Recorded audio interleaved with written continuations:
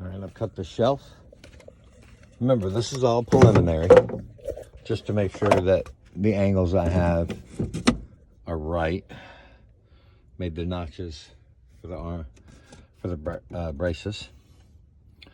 And then, let's see, we'll throw this, I guess it doesn't need to be. Let's see, we'll throw that back on there. That's how the bottom one will be covered. And then I cut the second side slat with that angle.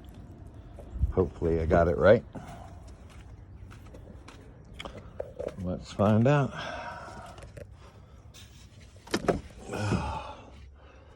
Slip her back there.